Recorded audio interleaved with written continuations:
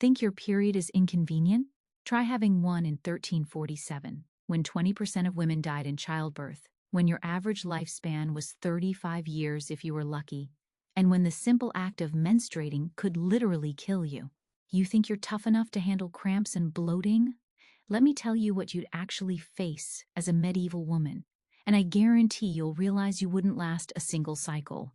Picture this. You're 13 years old, you've just gotten your first period, and instead of getting a pad from your mom and some chocolate, you get handed a filthy rag that 20 other women in your village have used, no explanation about what's happening to your body, and a lecture about how you're now spiritually contaminated and dangerous to everyone around you. Oh, and you'll be using that same rag for the next 20 years, if you live that long. Before we dive into this historical nightmare that will make you grateful for every single modern convenience you've ever taken for granted, smash that like button if you think you could actually survive this. Though I guarantee you'll change your mind by the end. Subscribe because we're exploring history's most brutal realities every week. And trust me, you won't want to miss what's coming next. Now let's see if you've got what it takes to survive something that half the human population had to endure for centuries. You wake up in your family's one-room cottage, and you immediately know that familiar cramping sensation low in your belly, that feeling of dampness between your legs. But instead of reaching for a pad or tampon, you're reaching for something that would horrify you today. Your mother hands you a bundle of rags. Not clean rags, not new rags, but rags that have been used by every woman in your family for months. These strips of cloth, stained brown and red from countless previous uses, are your only option for the next 5 to 7 days. You take the bundle, and immediately you're hit with the smell, that metallic, musty odor of old blood mixed with unwashed fabric, combined with the sour smell of urine and other bodily fluids that have accumulated over months of use. Your modern mind recoils, but your medieval reality has no alternatives. The cloth feels stiff and crusty in places where blood has dried and hardened, soft and damp in others where it never fully dried from the last washing attempt. You stuff the largest piece of cloth between your legs, knowing it will barely absorb anything, knowing it will shift and move and fail you throughout the day. The fabric is rough and scratchy against your skin, already irritated from previous cycles, and you know that by the end of the day, you'll be raw and bleeding from more than just your period. The edges of the cloth are frayed and falling apart, creating additional irritation and providing even less protection. But here's something that will make your modern stomach turn. You're not the only one who has used these rags. In many medieval households, all the women, mothers, daughters, sisters, servants, shared the same menstrual cloths. Your period blood is mixing with the period blood of every other woman in your family, creating a biological cocktail that would horrify any modern person with basic understanding of hygiene and disease transmission. The cloth you're using today was used by your sister last week, your mother the week before that, and your aunt before her. Each woman's menstrual blood, vaginal bacteria, and any infections or diseases they might have are all concentrated in this shared fabric that you're now pressing against your most vulnerable areas. If one woman in your household has a yeast infection, bacterial infection, or any other reproductive health issue, it's about to become everyone's problem. And these shared cloths aren't just passed between healthy women. Women who were sick, feverish, or dealing with complications from childbirth would use the same rags as everyone else.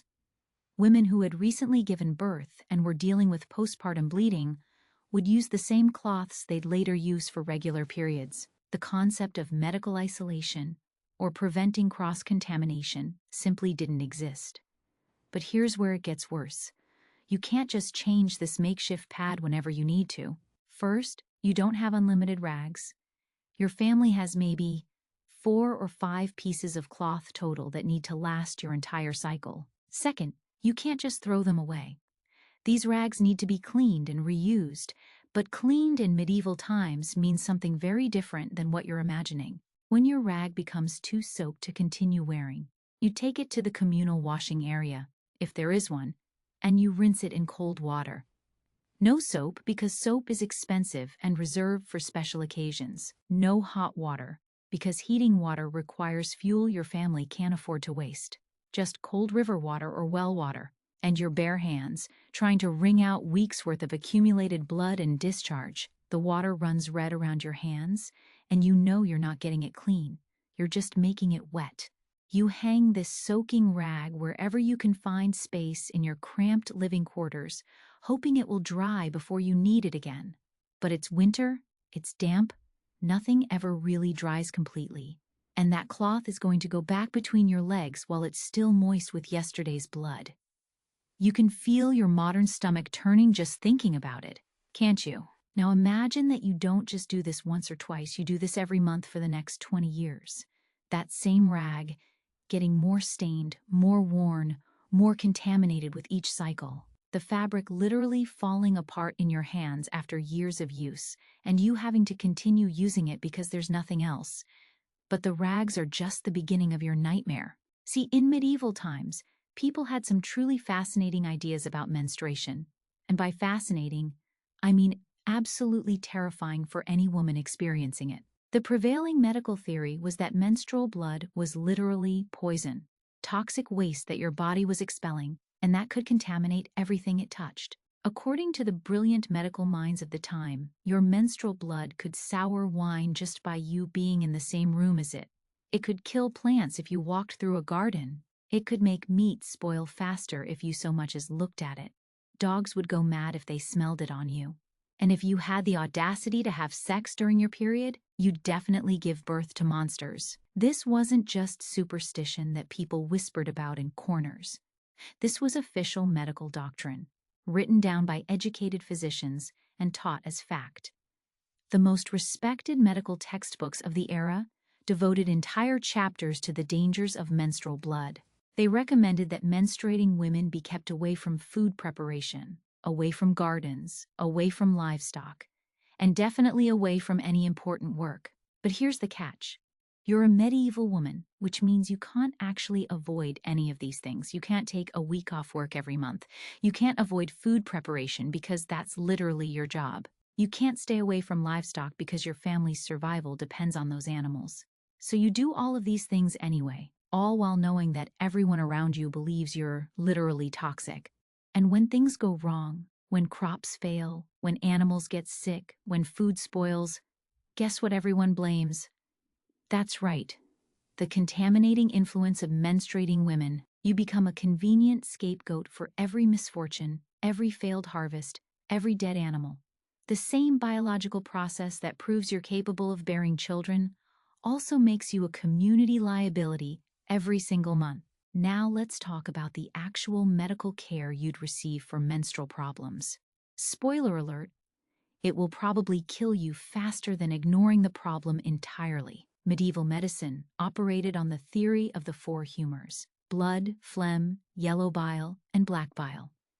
Everything that went wrong with your body was supposedly caused by an imbalance of these humors. Menstruation, they believed, was your body's natural way of getting rid of excess blood. So far, so good, right? Well, not exactly. See, if you had painful periods, or heavy bleeding, or irregular cycles, the obvious medical solution was to help your body get rid of even more blood. This meant bloodletting, deliberately cutting you open to drain blood from your body. During the time when you were already losing blood naturally, you're cramping, you're bleeding heavily, you're weak and dizzy, and their solution is to make you bleed more. Picture yourself doubled over with cramps, having already bled through your rag and onto your clothes. And the local healer arrives with his collection of knives and leeches. He's going to cut into your arm or leg and drain out several more ounces of blood, because clearly what your body needs right now is to lose even more of its vital fluids. You're already anemic from your heavy period, already struggling to stay conscious, and they're going to make it worse in the name of helping you. The bloodletting process itself was brutal and unsanitary. The healer would use the same knife on multiple patients without cleaning it, spreading infections and diseases from person to person. He'd make deep cuts in your veins, allowing blood to flow freely into bowls or onto the ground. The amount of blood removed was determined not by medical science, but by how much the healer thought you could spare, based on your social class and apparent strength. For wealthy women, healers might be more conservative, taking only a pint or two of blood. For poor women, they might drain you until you fainted, believing that your lower social status meant you could endure more aggressive treatment. The bloodletting would continue until you showed signs of weakness, pale skin, dizziness, or unconsciousness, which they interpreted as evidence that the bad humors were being successfully expelled. After the bloodletting, you'd be left even weaker and more anemic than before, making your period symptoms exponentially worse. The blood loss would affect your immune system, making you more susceptible to infections. Your body would struggle to replace the lost blood while simultaneously dealing with ongoing menstrual bleeding, creating a cycle of weakness and illness that could last for weeks. But bloodletting wasn't the only medical horror you'd face. Medieval physicians had an entire arsenal of treatments for women's troubles, and every single one of them ranged from useless to deadly. Let me tell you about some of the specific treatments that would make modern doctors weep with horror. If bloodletting doesn't work, they might try herbal remedies. Now, you might think herbs sound gentle and natural, but remember, these people had no understanding of dosage, side effects, or drug interactions. They might give you pennyroyal to regulate your cycle, not knowing that pennyroyal is literally toxic and can cause liver failure. The recommended dose was often as much as you can tolerate, which meant women would continue taking toxic herbs until they became seriously ill. They might prescribe ergot-infected grain to control bleeding, not realizing that ergot poisoning causes hallucinations, convulsions, and death. Ergot was known to cause uterine contractions, so healers thought it would help with menstrual problems. What they didn't understand was that ergot is a powerful neurotoxin that can cause permanent brain damage, gangrene, and agonizing death. Wormwood was another popular treatment for menstrual irregularities. While small amounts of wormwood can be relatively safe, medieval healers often prescribed massive doses that would cause seizures, kidney failure, and death. Women would be told to drink wormwood tea multiple times daily until their periods normalized, which usually meant until they became too sick to continue the treatment, or they might decide that your menstrual problems are caused by a wandering womb. Yes, they actually believed your uterus could just detach and move around inside your body like some kind of internal nomad. This theory, inherited from ancient Greek medicine, suggested that the uterus was an independent organ that could migrate throughout the body, causing various symptoms depending on where it settled. The treatment for this wandering womb was called uterine fumigation. They would have you squat over a pot of boiling water mixed with aromatic herbs, believing that the pleasant smells would attract your wayward uterus back to its proper position. At the same time, they'd hold foul-smelling substances, rotting fish, burning feathers, or human waste, near your nose to repel the uterus from traveling upward. You're lying there in agony, bleeding heavily, and they're waving flowers around your crotch and holding rotten fish under your nose, genuinely believing this will cure you. The process would continue for hours, with you inhaling toxic fumes and steam while already weakened from blood loss and pain. Many women suffered burns from the hot steam or poisoning from the aromatic herbs used in the fumigation. When fumigation failed, which it obviously did every time, healers might resort to more invasive treatments. They might insert various objects into your vagina to reposition your uterus or open blocked passages. These objects included wooden sticks, metal instruments, animal bones, and even stones, all inserted without any concept of sterility or infection control. The instruments were never cleaned between patients, spreading infections and diseases from woman to woman. The insertion process was brutally painful, often causing additional bleeding and tearing. The objects themselves were often contaminated with bacteria, dirt, and previous patients' bodily fluids, virtually guaranteeing that you develop a serious infection. One particularly horrifying treatment involved inserting a mixture of honey, wine, and various herbs into the vagina, believing this would cleanse the reproductive organs and restore normal function. The honey would ferment inside your body, creating alcohol and acids that would burn your internal tissues. The herbs might include toxic plants that would cause chemical burns and systemic poisoning. But perhaps the most dangerous medieval treatment was uterine massage, where healers would manipulate your reproductive organs through your abdomen, believing they could manually reposition your uterus and improve menstrual flow. This aggressive external manipulation often caused internal injuries, ruptured organs, and massive internal bleeding. But perhaps the worst part of medieval menstrual medicine was the complete lack of understanding about infection. These healers would examine you with unwashed hands, use the same instruments on multiple patients without cleaning them, and recommend treatments that involved inserting various objects into your vagina with no concept of sterility. Got a heavy period? Let's pack your vagina with moss and leaves. Irregular bleeding?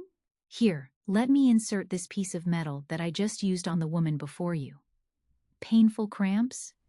Clearly, we need to stretch out your cervix with this wooden device that's been sitting in my bag for months. Every single one of these treatments is practically guaranteed to give you a massive infection. And in medieval times, a serious pelvic infection meant death. There were no antibiotics, no surgical options, no way to stop the infection once it took hold.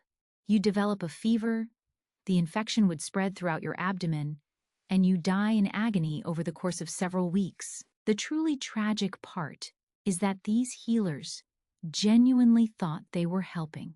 They'd watch woman after woman die from their treatments, and they'd blame the women for being too weak or too sinful or too contaminated by their menstrual blood to be saved. It never occurred to them that their treatments were the problem. So when you're suffering from menstrual pain or irregularities as a medieval woman, you face an impossible choice: suffer in silence and hope the problem resolves itself, or seek medical help that will probably kill you. Either way, you're on your own, in pain, and probably not going to survive to see menopause. But that's just the beginning. Wait until you hear this. But the medical nightmares are just the tip of the iceberg. The social reality of menstruation in medieval times would drive you to madness long before any infection could kill you. The moment your period starts, you become a social pariah. And I don't mean people are a little uncomfortable around you. I mean complete and total isolation from every aspect of community life. You are literally considered unclean, spiritually contaminated, and dangerous to be around. Let's start with religion, which dominated every aspect of medieval life. The church taught that menstruation was punishment for Eve's sin in the Garden of Eden. You weren't just dealing with a biological process.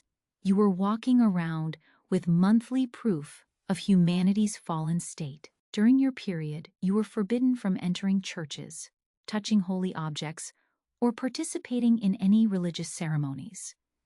Picture this. It's Sunday morning, and your entire community is gathering for Mass. This is the central social event of the week, where you see your friends, catch up on community news, and participate in the most important ritual of your culture. But you can't go.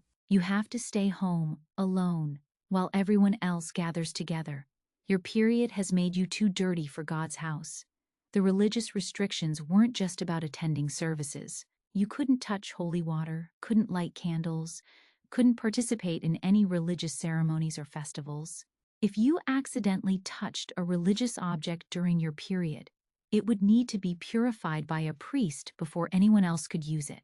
Some communities believed that if you entered a church during menstruation, you'd bring bad luck to the entire congregation.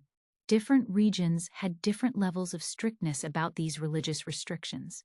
In some areas, women were banned from churches for the entire week of their period, plus 3 days before and after. In others, the restriction lasted until they had undergone a purification ritual, which might not happen for weeks after their period ended.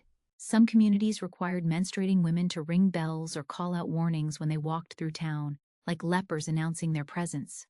The purification rituals themselves were humiliating and expensive. You might need to bring offerings to the church, pay fees to the priest, or undergo ceremonial cleansing that required you to publicly acknowledge your contamination. These rituals often had to be performed in front of other community members, making your menstrual cycles public knowledge and subjecting you to community judgment about your reproductive health.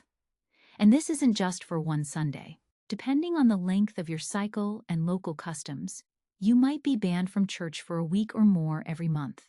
That's nearly a quarter of your entire social and spiritual life gone because of something completely beyond your control. The economic implications of religious exclusion were severe. Many business transactions, legal proceedings, and community decisions took place before or after church services. Market days often coincided with religious festivals. Guild meetings and trade negotiations happened in church settings. By being excluded from religious life, you were also excluded from many economic opportunities. But it gets worse. You're also banned from preparing food for anyone else. In a time when women's primary roles revolved around feeding their families, this is catastrophic. You can't cook dinner for your husband and children. You can't bake bread for your household. You can't help with food preparation for community events. The food restrictions were incredibly detailed and varied by region. In some areas, you couldn't touch any food at all during your period. In others, you could prepare food for yourself, but not for others. Some communities allowed menstruating women to handle certain types of food, like grains or vegetables, but not others, like meat or dairy products. The rules were complex, contradictory, and changed based on local customs and religious interpretations. Think about what this means practically. Your family still needs to eat, but you can't provide that basic care. Your husband has to take over cooking duties, except he probably doesn't know how, because that's been your job since childhood. Your children go hungry or eat poorly prepared food because the person who normally feeds them is considered too contaminated to touch their meals. In wealthier households, other women might take over food preparation, but in most medieval families, there was only one adult woman. When she was menstruating, the entire household's eating arrangements fell apart. Children might go days with inadequate nutrition simply because their mother was having her period. The food restrictions extended beyond just preparation. You weren't supposed to touch food at all, even for yourself. You couldn't reach into the grain stores, couldn't pick vegetables from the garden, couldn't milk the cows or gather eggs. Other people had to do these things for you, and many believed that food you had touched during your period would spoil faster or become contaminated. Some communities had specific rules about different types of food. You might be allowed to touch dried grains, but not fresh vegetables. You could handle fruits, but not meat. You might be permitted to draw water, but not to use it for cooking. These distinctions made daily life incredibly complicated and meant that you had to constantly think about which activities were forbidden during your period. The beliefs about food contamination were so strong that some communities would throw away any food that a menstruating woman had accidentally touched. Entire stores of grain might be discarded if you made a mistake and reached for food during your period. Your family could face economic ruin because of a simple error in judgment about what you were allowed to handle. Now imagine being a peasant woman whose family's survival depends on your agricultural work. You can't tend the vegetable garden that provides most of your family's nutrition. You can't care for the livestock that represent your family's entire wealth. You can't process grain into flour or preserve meat for winter storage. Every month, for nearly a week, your family's economic productivity plummets because your biology has made you untouchable. The agricultural restrictions were particularly cruel because they often coincided with crucial farming activities. If your period started during planting season, you couldn't help sow the seeds that would feed your family for the next year. If you were menstruating during harvest, you couldn't help gather the crops that represented your family's entire annual income. Different crops had different levels of restriction. You might be forbidden from handling grain, which was considered especially susceptible to contamination. You couldn't work with fruit trees because people believed your touch would make the fruit rot. You were banned from working with anything that required fermentation, like brewing beer or making cheese, because your presence would supposedly interfere with the process. Livestock restrictions were equally comprehensive. You couldn't milk cows because the milk would supposedly sour. You couldn't tend chickens because the hens would stop laying eggs. You couldn't handle sheep because the wool would be contaminated. You couldn't work with pigs because they would become sick. Every aspect of agricultural life was forbidden during your period. But the social isolation goes even deeper than work restrictions. Many communities believed that your presence during menstruation could contaminate other people, particularly other women. You couldn't sleep in the same bed as your husband, not just for sexual reasons, but because people believed your contamination could spread through physical contact. The sleeping arrangements during menstruation were often humiliating and uncomfortable. You might be required to sleep on the floor, in a separate room, or even outside the house entirely. Some communities had special structures, basically period huts, where menstruating women were required to isolate themselves. These buildings were often poorly maintained, cold, and uncomfortable, designed to emphasize your temporary exile from normal society. You couldn't hold your own children, couldn't comfort them when they cried, couldn't tuck them in at night. Your toddler reaches for mama, and you have to push them away because touching them might somehow harm them. Your baby needs nursing, but many believed that menstrual contamination could pass through breast milk and poison the child. The child care restrictions were particularly painful for mothers. You couldn't bathe your children, couldn't dress them, couldn't feed them meals. If your child was sick or injured, you couldn't provide comfort or care. Other women in the community might help with child care, but this meant publicly acknowledging your menstrual state and depending on others' charity. Some communities believed that menstruating women could contaminate children through eye contact, breath, or even proximity. You might be required to stay a certain distance away from children, to avoid looking directly at them, or to cover your face when they were nearby. These restrictions turned motherhood into a monthly challenge of emotional distance and physical separation. Think about the psychological torture of this. Every month, just when you're feeling physically miserable, in pain, and emotionally vulnerable, your entire support system disappears. Your husband can't touch you. Your children can't comfort you. Your friends and neighbors avoid you. You spend the worst days of every month completely alone, dealing with pain and discomfort, without any human contact or emotional support. And this isolation wasn't optional or based on how you felt. Community members would actively monitor women for signs of menstruation and enforce these restrictions. If you tried to participate in normal activities during your period, you'd face social punishment, religious consequences, and sometimes even legal action. Some communities had specific buildings or areas where menstruating women were required to stay, essentially period prisons, where you'd be confined until your bleeding stopped. These weren't comfortable retreats. They were often cold, dirty, uncomfortable spaces designed to keep you away from everyone else. You'd spend a week every month living in conditions that were deliberately worse than your normal accommodation, as punishment for your body's natural functions. The economic impact of this social isolation was devastating. Women who worked outside the home, as servants, market vendors, or craftspeople, would lose income every month. A seamstress couldn't take commissions during her period because her contamination might transfer to the cloth. A baker couldn't sell bread because no one would buy food prepared by menstruating hands. A servant would be dismissed temporarily from her household duties, losing wages her family desperately needed. For women whose families depended on their income, menstruation meant monthly financial crisis. You'd have to choose between hiding your period and risking social punishment, or admitting it and watching your family struggle with reduced income every month.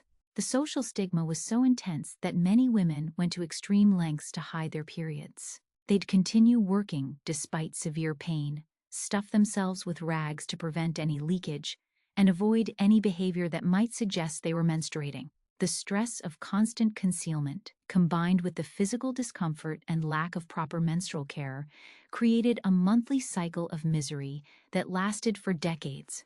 And here's the cruelest irony. The same society that punished women for menstruating also pressured them to get pregnant as often as possible. The brief respite from periods during pregnancy and breastfeeding was the only time when women's bodies weren't considered contaminated. But as soon as your child was weaned, you'd be expected to conceive again, and in the meantime, you'd be back to monthly cycles of social rejection. This meant that the only way to avoid the social nightmare of menstruation was to stay constantly pregnant, which brought its own set of deadly risks in an era when childbirth killed 1 in 5 women. You were trapped between two impossible choices: face monthly social death or risk actual death through constant pregnancy. Now, you might think that surely women could find some solidarity with each other, some support system among others who understood what they were going through. But even that was complicated by medieval social structures and beliefs. Many older women, particularly those past menopause, had internalized the belief that menstruation was shameful and contaminating. They'd enforced the social restrictions on younger women, having forgotten their own suffering or believing that enduring it was necessary for spiritual purification. The result was a system where women were not only isolated from men and children during their periods, but often couldn't even support each other. Every month, you'd face this nightmare alone, without even the comfort of knowing that other women understood your struggle. But if you think the social isolation is bad, wait until you hear about what happened when you had to keep working anyway. Because here's the thing about medieval life that makes all these social restrictions even more brutal: most women couldn't actually afford to follow them. The church might declare you unclean, society might demand your isolation, but your family's survival depended on your work. So you'd find yourself caught between social punishment and economic necessity, forced to choose between community acceptance and keeping your children fed. Let's say you're a peasant woman working in the fields during harvest season. This is the most crucial time of the agricultural year. The difference between your family eating or starving through the winter depends on getting the crops in before weather destroys them. And then your period starts. According to social rules, you should withdraw from all work, avoid touching the crops, and certainly not participate in food preparation that will feed the community through the coming months. But if you follow these rules, there aren't enough hands to complete the harvest. Your family's entire year's income depends on the next few days of intensive labor. The timing of harvest season made menstrual restrictions particularly devastating. Crops had to be gathered within a narrow window of optimal ripeness. Weather could destroy an entire year's work in a matter of days. Every available person was needed for the intensive labor of cutting, gathering, and processing grain. There was no time for accommodating individual health needs or social restrictions. So you make the impossible choice. You keep working. You stuff yourself with rags, pray they'll hold, and spend 12-hour days bent over in the fields, harvesting grain while blood soaks through your makeshift protection. The physical exertion makes your cramps worse. The constant bending and lifting increases your flow, and the fear of discovery adds psychological stress to an already miserable situation. The work itself was incredibly demanding. You'd be using sharp sickles to cut grain stalks, requiring precise movements and steady hands, even while dealing with severe cramps. The cutting motion required you to bend forward repeatedly, putting pressure on your abdomen and intensifying period pain. You'd be carrying heavy bundles of grain across uneven fields, navigating obstacles and difficult terrain while managing menstrual flow. The harvest work started before dawn and continued until after dark, with only brief breaks for meals. During these long days, you had virtually no privacy for changing rags or managing your period. Any extended absence from work would be noticed and questioned. You'd have to find moments between tasks to check your protection, often having to make do with whatever privacy you could find behind haystacks or in storage sheds. Every few hours, you have to find a private moment to check your rags, rinse them if possible, and readjust your protection. But privacy is hard to come by during harvest. Everyone is working together, watching each other, and any extended absence from work is noticed. You're trying to manage a heavy menstrual flow while maintaining the pace of intensive agricultural labor, all while keeping your conditions secret from the people working beside you. The fear of discovery was constant and exhausting. You'd be working alongside your neighbors, community members who would be horrified to learn that you were handling their food supply while menstruating. Every movement had to be carefully calculated to avoid revealing your condition. You'd have to monitor your clothing constantly for signs of bleeding, adjust your posture to minimize cramps, and hide any expressions of pain that might give away your secret. The psychological stress of this concealment was enormous. You were violating every social and religious rule about menstruation, risking severe punishment if discovered. At the same time, you were trying to perform physically demanding work while dealing with pain, fatigue, and the constant anxiety of potential exposure. The combination of physical and mental stress made your period symptoms significantly worse. And when your protection inevitably fails, when the rags shift or become oversaturated, when blood leaks onto your clothes or, God forbid, onto the grain you're harvesting, the consequences are severe. You're not just embarrassed, you're accused of contaminating the community's food supply. The grain you bled on might be declared unfit for consumption, representing a significant economic loss for families already living on the edge of survival. If you're discovered menstruating while working with food, you might face punishment beyond just social shunning. Some communities imposed fines, physical punishment, or temporary banishment for violating menstrual restrictions. You could be held financially responsible for any food deemed contaminated by your presence, debts that your family might never be able to repay. The fines for menstrual contamination were often disproportionately severe. You might be charged for the full value of contaminated grain, livestock, or other products, costs that could represent months or years of your family's income. Some communities would confiscate your family's property as payment for contamination damages, leaving you homeless and destitute. Physical punishment for menstrual violations could include public whipping, being placed in stocks for community humiliation, or being forced to perform degrading public penances. These punishments were designed not just to punish you, but to serve as warnings to other women about the consequences of violating menstrual restrictions. Banishment was perhaps the most severe consequence. You might be expelled from the community temporarily or permanently, leaving you without any means of survival. Medieval society offered no support systems for exiled individuals. Banishment was essentially a death sentence disguised as mercy. For women working as domestic servants, the situation was even more precarious. Your employer's household depended on your labor every single day. You cooked their meals, cleaned their homes, cared for their children, and managed their daily operations. There was no backup staff, no temporary replacements, just you, doing everything. The work of domestic service was intensive and varied. You might start the day before dawn, lighting fires and preparing breakfast. You'd spend the morning cleaning rooms, washing clothes, and tending to household maintenance. Afternoons might involve food preparation, childcare, and managing various household industries like brewing or textile production. Your workday could extend well into the evening, with little time for rest or personal care. When your period started, you were supposed to stop all food-related work, avoid the children, and cease most cleaning activities. But if you actually followed these restrictions, the household would fall apart. The family would go unfed, the children uncared for, the daily operations of wealthy life would grind to a halt. Your employer would fire you immediately, rather than deal with an employee who became useless for a week every month. The food preparation responsibilities were particularly challenging during your period. You'd be handling raw meat, preparing delicate sauces, and managing complex cooking processes that required precise timing and attention. The physical demands of medieval cooking, lifting heavy pots, working over hot fires, grinding grains by hand, made period symptoms much worse. You'd be standing for hours over hot cooking fires, which increased your menstrual flow and made you dizzy and nauseous.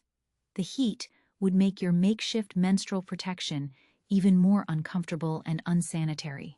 You'd be handling sharp knives and dangerous cooking equipment while dealing with cramps and fatigue that affected your coordination and concentration. So you'd continue working through your period, constantly terrified of discovery. You'd cook meals while cramping and bleeding, knowing that if anyone found out, you'd be accused of poisoning the food. You'd care for children while believing that your touch might harm them. You'd clean and maintain a household while convinced that your very presence was contaminating everything around you. The childcare responsibilities were emotionally devastating when you were menstruating. You'd be bathing, dressing, and feeding children while believing that your contamination could harm them. You'd tuck them into bed, comfort them when they cried, and play with them during the day, all while convinced that you were potentially damaging their health and spiritual well-being. The cleaning work required you to handle all aspects of household management: washing clothes, cleaning chambers, managing waste disposal, and maintaining living spaces. You'd be working with your hands in water and soap, which would irritate your already raw skin from rough menstrual cloths. The physical demands of scrubbing, lifting, and organizing would exacerbate your period symptoms.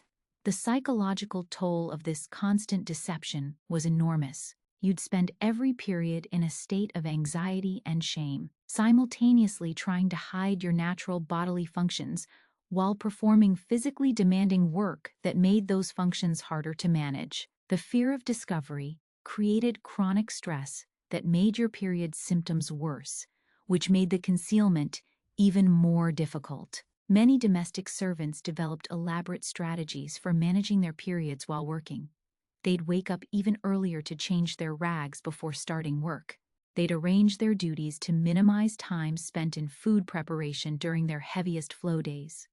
They'd develop relationships with other servants who might help cover for them during particularly difficult periods. But these strategies were always risky and imperfect. Other servants might report your condition to employers, either out of genuine concern about contamination or as a way to eliminate competition for jobs. Employers who suspected you were menstruating might monitor your behavior closely, looking for signs that would justify dismissal. The economic pressure was intense because domestic service jobs were scarce and highly competitive.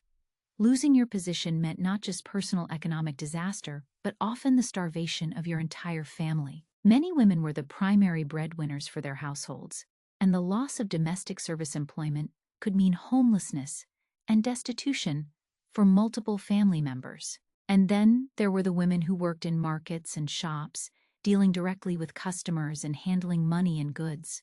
A baker couldn't stop baking for a week every month. Her customers depended on daily bread, and competition from other bakers meant that any interruption in service could destroy her business permanently. Market work required you to be visible and interactive with the public throughout your period.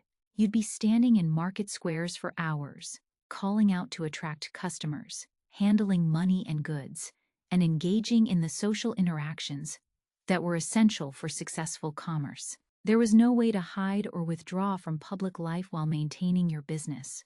Picture yourself as a medieval baker, kneading dough while dealing with severe menstrual cramps. The physical exertion of bread making, the heavy lifting, the repetitive motions, the hours on your feet would exacerbate every symptom you were already experiencing. But you can't slow down, can't take breaks, can't show any sign that something is wrong. The bread-making process was physically demanding and time-sensitive. You'd start before dawn, mixing dough and managing multiple batches at different stages of preparation. The kneading required sustained physical effort that would intensify your cramps. You'd be working over hot ovens, which increased your menstrual flow and made you nauseous and dizzy. You're handling food that will feed dozens of families, knowing that if anyone suspects you're menstruating, they'll refuse to buy from you and warn others to do the same. Your reputation and livelihood depend on maintaining the illusion that you're never contaminated by your own biology. The customer interactions were particularly stressful during your period. You'd be serving people who would be horrified to learn of your condition. You'd have to maintain cheerful, professional demeanor while dealing with severe pain and discomfort. Any sign of illness or distress could lead to questions about your fitness to handle food. Market vendors faced additional challenges from the physical environment. You'd be standing on hard ground for hours, which worsened cramps and back pain. You'd be exposed to weather, rain, wind, and extreme temperatures that made managing your period even more difficult. You'd have limited access to water for cleaning and no private spaces for changing your menstrual protection. The competition between vendors meant that any weakness could be exploited by rivals. Other bakers might spread rumors about your fitness to handle food if they suspected you were menstruating. Customers might switch to competitors if they had any concerns about your cleanliness or health. The financial stakes were enormous. A successful market day could mean your family ate well for a week. A poor day could mean hunger and hardship. You couldn't afford to lose customers due to concerns about menstrual contamination, but you also couldn't afford to stop working during your period. The irony is crushing. The same society that taught you to be ashamed of your periods also made it economically impossible to properly manage them. You were trapped in a system that declared you unfit for work 1 week out of every month, while also making that work essential for your survival. Many women developed elaborate strategies for hiding their periods, specific clothing choices that would conceal stains, careful timing of activities to minimize exposure during heavy flow days, and complex arrangements with other women to cover for each other when possible. But these strategies were always imperfect, always risky, and always psychologically exhausting. The most tragic part was that this cycle repeated every month for your entire reproductive life. You weren't dealing with occasional embarrassment or inconvenience. You were managing a monthly crisis that lasted for decades. Every 4 weeks, you'd face the same impossible choices, the same social risks, the same physical discomfort combined with economic necessity. And remember, this was all happening while you were likely malnourished, physically weakened by previous pregnancies and childbirth, and dealing with a dozen other health problems that medieval life inflicted on women. You weren't starting from a position of strength and managing one additional challenge. You were already struggling to survive, and then having to deal with monthly crises on top of everything else. But here's what might be the worst part of all: the knowledge that this was your life forever. Modern women know their periods will be manageable, treatable, and time-limited. You knew that every month for the next 20 years would bring the same suffering, the same impossible choices, the same physical pain combined with social punishment. There was no hope for improvement, no expectation that someone might develop better solutions, no possibility that society might become more understanding. This was just the female condition, and you were expected to endure it silently while maintaining the same productivity as men who never faced these challenges. Speaking of productivity and work, wait until you hear about what winter periods were like. If you thought managing your period while working was difficult, imagine trying to do it when it's so cold that water freezes solid and your family's one-room cottage has no heat source except a small fire that you have to keep going constantly just to prevent freezing to death. Winter in medieval times wasn't just uncomfortable. It was a months-long survival challenge that killed people regularly. The average winter temperature inside most homes was barely above freezing. Your breath would form visible clouds even inside your living space. Water left standing would freeze solid overnight. And for menstruating women, winter created additional layers of misery that would break even the strongest person. Let's start with the most basic problem: changing your menstrual rags when it's so cold that your breath forms clouds inside your own home. Remember, you don't have private bathrooms, indoor plumbing, or even separate bedrooms. Your entire family lives in one room, and that room is barely warmer than the outdoor air. The one-room living situation was cramped and chaotic. You'd be sharing space with your husband, children, elderly parents, and possibly other relatives or servants. Everyone slept in the same room, often in the same bed to share body heat. Privacy was non-existent, and any attempt to hide your menstrual condition required careful planning and constant vigilance. When you need to change your blood-soaked rag, you have to strip off multiple layers of clothing in freezing temperatures. Your fingers are already numb from cold, making it difficult to manage the ties and adjustments needed to secure your makeshift menstrual protection. The wet fabric you're removing has partially frozen against your skin, and pulling it away is like ripping off a Band-Aid that's been attached for hours. The clothing removal process was complicated and time-consuming. Medieval women wore multiple layers: a shift next to the skin, a tunic or dress over that, possibly a surcoat, and heavy cloaks or mantles for warmth. All of these layers had to be adjusted or removed to access your menstrual protection. Your numb fingers would struggle with ties, pins, and fastenings while you tried to work quickly to minimize exposure to the cold. Your replacement rag isn't dry and warm. It's been hanging in the same cold, damp environment, and it's nearly as cold as the air around you. Placing freezing cloth against your most sensitive areas while you're already dealing with cramps and sensitivity is a special kind of torture that modern women can't even imagine. The rags would often be stiff and brittle from freezing. The fabric would crack and tear more easily when frozen, reducing their already limited effectiveness. The cold cloth would cause immediate shock and pain when placed against your skin, adding to the discomfort of cramps and bleeding. The sudden cold could cause your muscles to contract, intensifying cramps and making the pain even worse, and that's assuming you have a replacement rag available. In winter, nothing dries properly. Your family's 1 or 2 menstrual rags hang damp and stiff, sometimes partially frozen, never getting completely clean or completely dry. You might have to choose between wearing a frozen rag or going without protection entirely. The drying process in winter was nearly impossible. Wet cloths would freeze before they could dry, creating ice crystals in the fabric that would melt and refreeze repeatedly. This cycle of freezing and thawing would break down the fibers, making the cloth even less effective at absorption. The constant moisture would encourage bacterial growth, increasing infection risk. You'd try to dry your rags by the fire, but fuel was precious and couldn't be wasted on personal hygiene. The fire was needed for cooking, warmth, and light, not for drying menstrual cloths. You might get a few minutes of warmth for your rags, but they'd never get completely dry before being needed again. Washing your rags in winter meant breaking ice to access water, then trying to clean fabric with water so cold it made your hands ache within seconds. The cleaned rag would freeze solid while you tried to rinse it, making it impossible to wring out properly. You'd hang it to dry, knowing it would stay damp and stiff until spring, creating perfect conditions for bacterial growth and infection.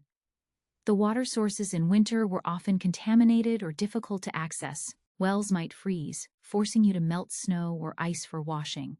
Rivers and streams would be frozen solid, requiring you to break through ice to reach water. The water you did access would be so cold it would cause immediate pain and numbness in your hands. The washing process became a form of torture. You'd be kneeling by frozen water sources, trying to scrub bloody cloth with hands that were already numb from cold. The water would be so cold it would cause immediate pain, but you'd have to continue washing to remove enough blood to make the cloth reusable. Your hands would become raw and cracked from the cold water, creating additional pain and infection risk. But the cold itself wasn't even the worst part. Winter was when families spent the most time crowded together in small spaces, when privacy became impossible and concealing your period became nearly unachievable. Everyone was trapped inside the same small room for months, eating together, sleeping together, sharing the same air and the same space. The crowded conditions made every aspect of period management more difficult. You couldn't excuse yourself to change rags without everyone noticing.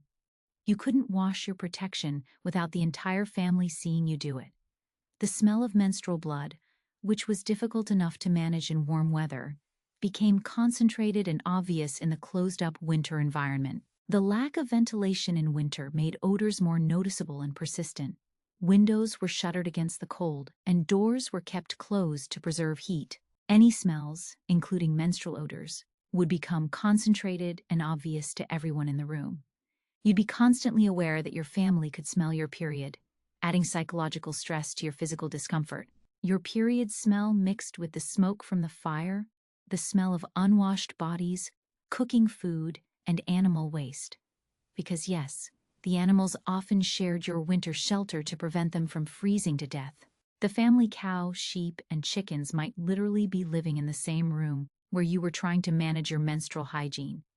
The presence of animals in living spaces created additional challenges. Livestock would generate their own odors and waste, mixing with your menstrual smells to create an overwhelming olfactory environment. The animals would also compete for space and warmth, making it even more difficult to find privacy for managing your period. The animals' presence also created additional work during your period. You'd still be responsible for feeding and tending them, even while dealing with your own discomfort. The livestock needed constant care to survive winter, And your period didn't excuse you from these essential tasks. Winter was also when food became scarce and malnutrition reached its peak. Your body was already struggling with insufficient calories, missing nutrients, and the stress of constant cold. Adding menstrual blood loss to this equation often pushed women over the edge into serious anemia and weakness. The winter diet was monotonous and nutritionally inadequate. You'd be eating stored grains, preserved vegetables, and whatever protein your family could afford, which wasn't much. Fresh fruits and vegetables were non-existent.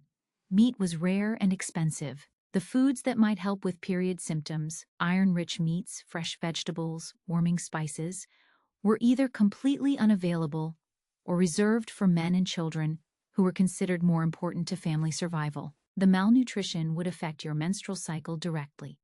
Poor nutrition could cause irregular periods, heavier bleeding, and more severe cramps. Your body would struggle to produce adequate blood while also dealing with blood loss from menstruation. The combination of poor diet and period-related blood loss would create a cycle of weakness and illness that could last for months. Your weakened, malnourished body would produce more painful periods, heavier bleeding, and longer recovery times. The cramps were worse when you were cold, the bleeding was heavier when you were anemic, and the fatigue was overwhelming when you were already struggling with winter survival. The cold would affect your circulation, making cramps more severe and prolonged. Your muscles would be tense from cold, intensifying the pain of menstrual contractions. The lack of warmth would make it difficult to find relief from cramps. There were no heating pads, hot baths, or warm environments where you could rest and recover. But you still had to maintain the same work schedule. Animals needed tending regardless of weather or your biological functions. The fire needed constant attention to prevent your family from freezing. Food preparation became more complex and time-consuming when everything was frozen and preservation was critical. Winter work was physically demanding and essential for survival. You'd be hauling water from frozen wells while cramping, chopping frozen vegetables with numb fingers while bleeding heavily, and maintaining livestock in bitter cold while dealing with period fatigue. Every task that was already difficult became exponentially harder when combined with menstrual symptoms and winter conditions. The water hauling was particularly brutal during your period. You'd be carrying heavy containers of water across icy ground while dealing with cramps and fatigue. The physical exertion would increase your menstrual flow, requiring more frequent changes of your inadequate protection. The constant bending and lifting would intensify your pain. Food preparation in winter required extra effort and time. Everything was frozen and had to be thawed before use. Cooking took longer because ingredients were harder to work with. You'd be standing over fires for extended periods, which would cause dizziness and nausea when combined with period symptoms. The livestock care was essential and couldn't be delayed. Animals needed to be fed, watered, and cleaned regardless of weather or your condition. You'd be working in unheated barns and sheds, exposed to wind and cold while trying to manage your period. The physical demands of animal care would worsen your symptoms, while the cold made everything more difficult. The psychological impact of winter periods was particularly brutal.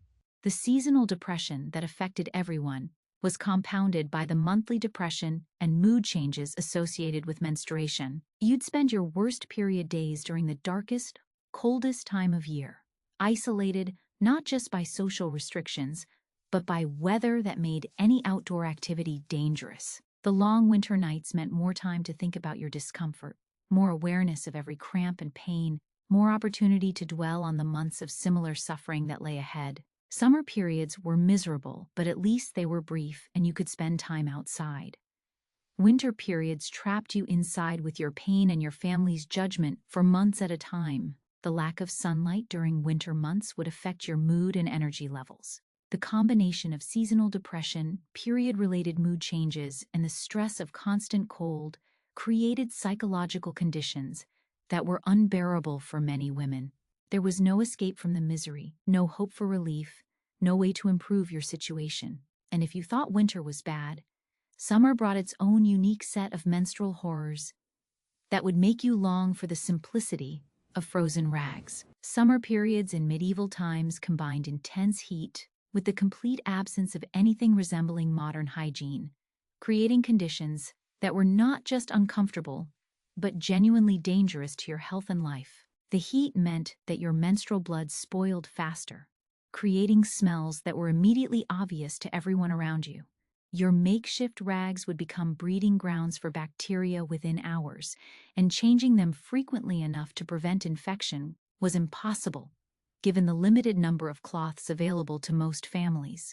The bacterial growth in summer was exponentially faster than in winter.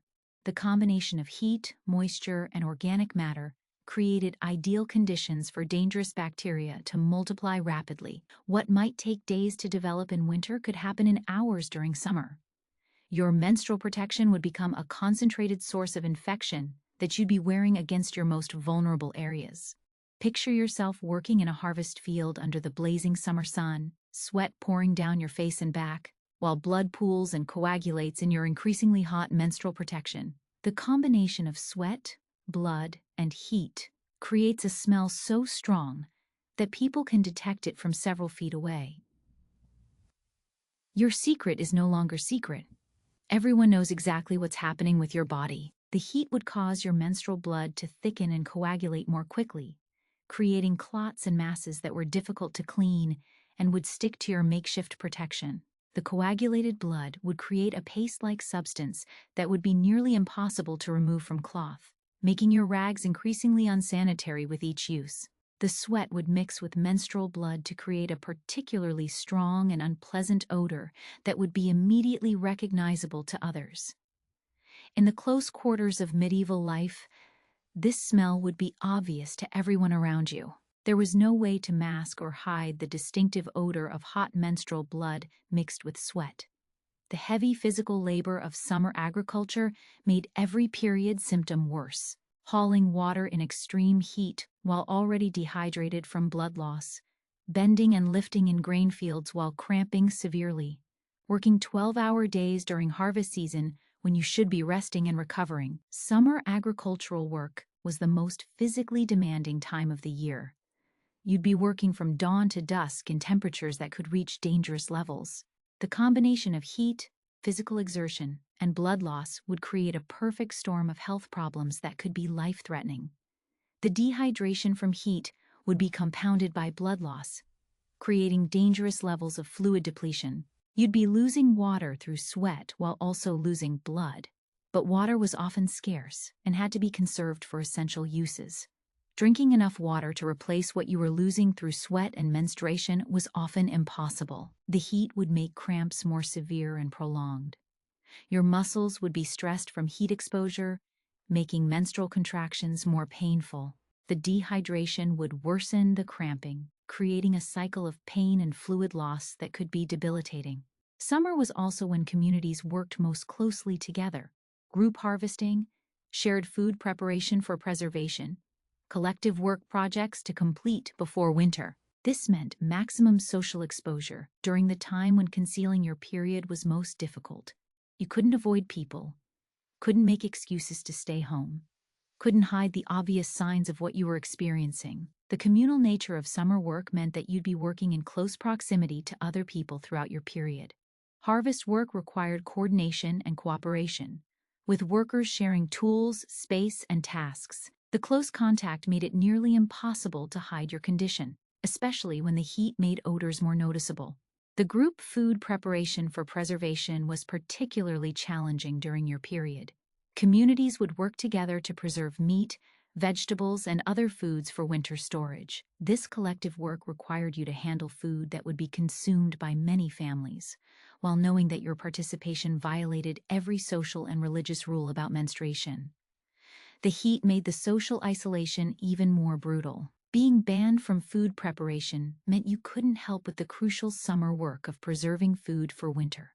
Smoking meats, drying vegetables, preparing stores that would determine whether your family survived the cold months ahead. Your economic contribution to the household was cut off exactly when it was most needed.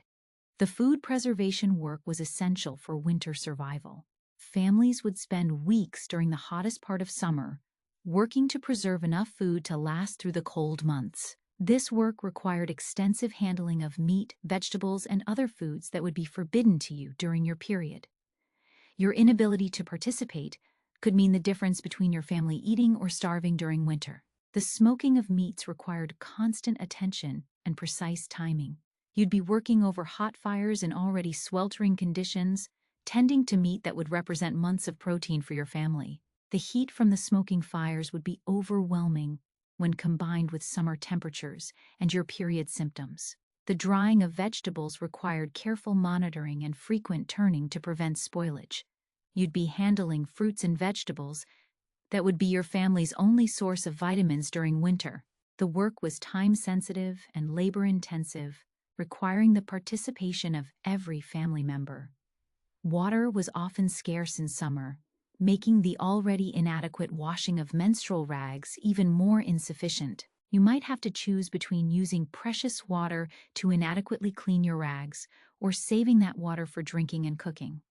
Many women simply reused dirty rags because clean water was too valuable to waste on menstrual hygiene. The water scarcity was a constant challenge during summer months. Wells might run dry, rivers might decrease to dangerous levels, and stored water would become increasingly precious.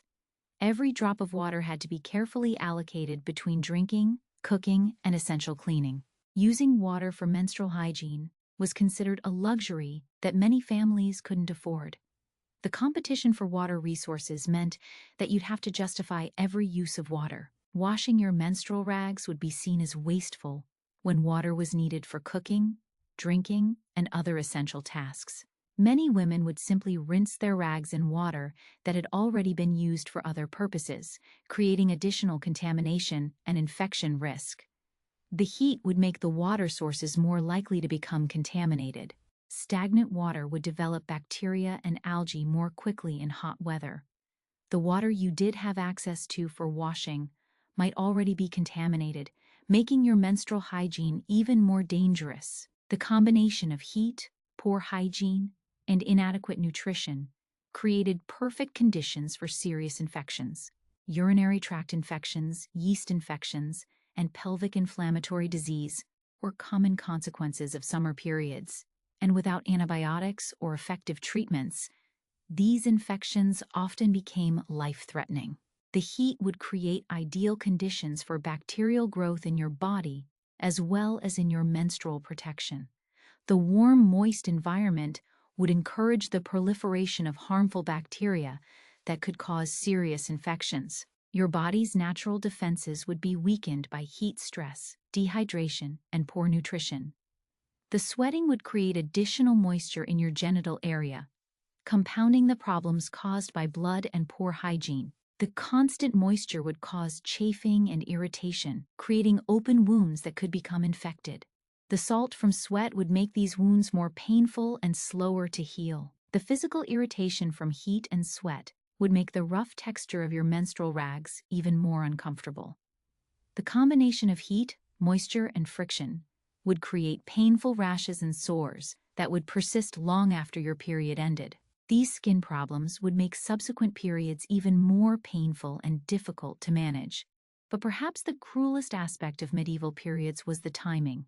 Because your reproductive system didn't care about harvest season, winter survival needs, or any of the other life or death concerns that dominated medieval existence. Your period would start exactly when it was least convenient, most dangerous, or most socially problematic. The unpredictability of menstruation meant that you could never plan around your periods. Your cycle might start during the most crucial days of harvest, when every hour of work meant the difference between survival and starvation. It might begin during a community festival, when social participation was expected and isolation would be particularly noticeable. Imagine getting your period on the day your family needed to flee from invading armies.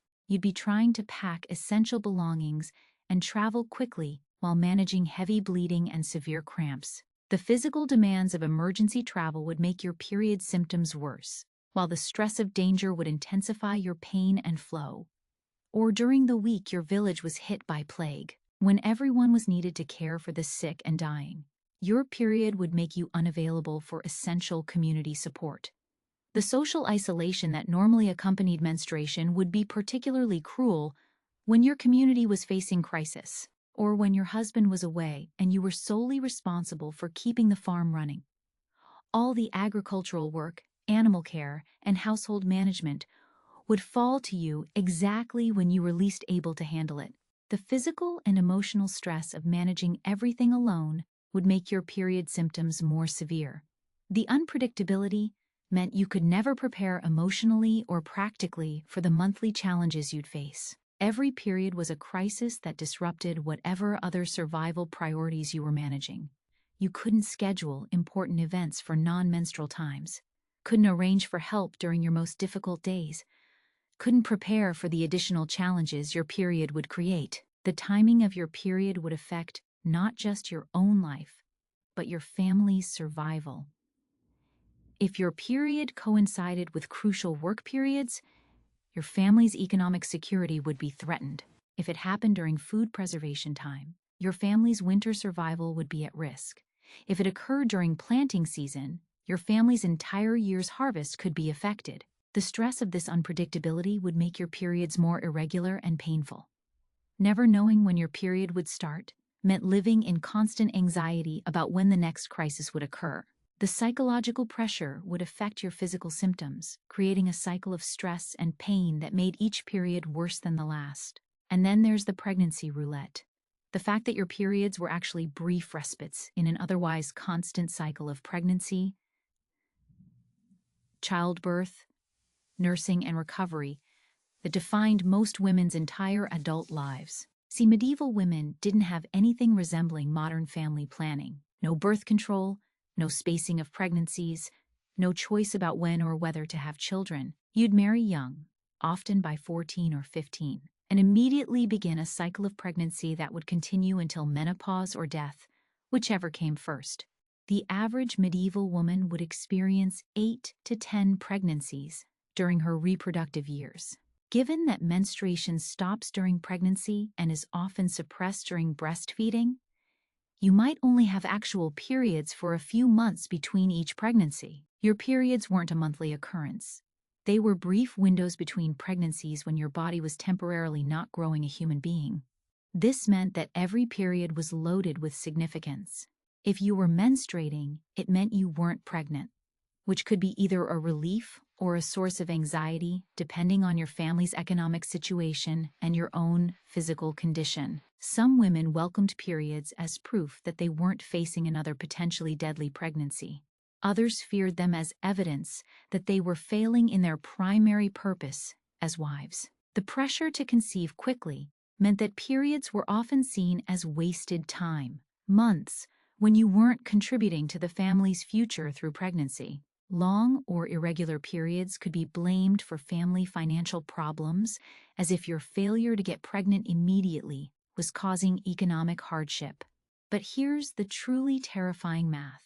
With pregnancy being so dangerous, killing about 20% of women who attempted it, your periods were literally counting down to your probable death. Every cycle that passed brought you closer to the pregnancy that would likely kill you. Every month you weren't pregnant was another month you stayed alive, but also another month of social pressure to risk your life through childbearing. Women who had difficulty conceiving faced incredible social pressure despite the fact that pregnancy was so dangerous. Communities would blame infertile women for everything from crop failures to economic problems, as if their inability to reproduce was causing broader social issues. The medical treatments for infertility were often more dangerous than the condition itself. And women who tried to prevent pregnancy through whatever primitive methods were available faced both social punishment and religious consequences. Using herbs to prevent conception or induce early miscarriage could result in accusations of witchcraft, which was literally a death sentence. So your periods existed in this impossible space. They were evidence that you weren't fulfilling your reproductive duties, but they were also the only time when you weren't risking death through pregnancy. Every month brought the same contradictory pressures. Get pregnant quickly, but also stay alive somehow. The physical reality of repeated pregnancies made periods more difficult when they did occur. Women who had given birth multiple times often experienced heavier, more painful periods due to damage from childbirth. The iron deficiency from repeated pregnancy and breastfeeding made menstrual periods more debilitating. The physical exhaustion from caring for multiple young children made period symptoms harder to manage. Recovery between pregnancies was minimal. Women might have 3 or 4 months between weaning one child and conceiving the next, barely enough time for their bodies to recover from the nutritional depletion and physical stress of pregnancy and nursing. When periods returned after childbirth, they were often irregular, painful, and heavy, signs that the body was struggling to return to normal function. The psychological pressure was enormous.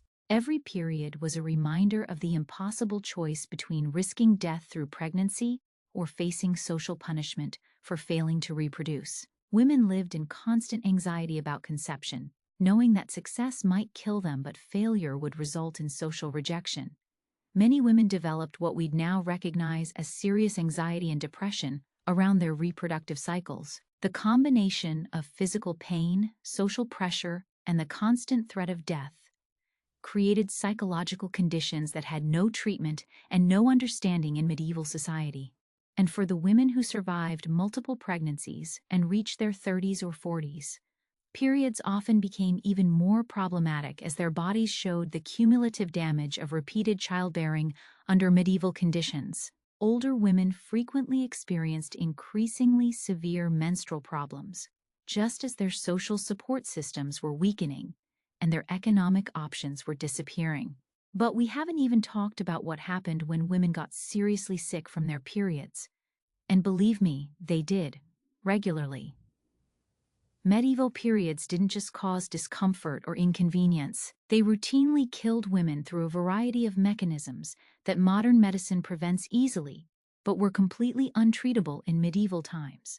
The statistics are staggering. Historians estimate that complications from menstruation and reproductive health issues contributed to up to 40% of deaths among women of childbearing age.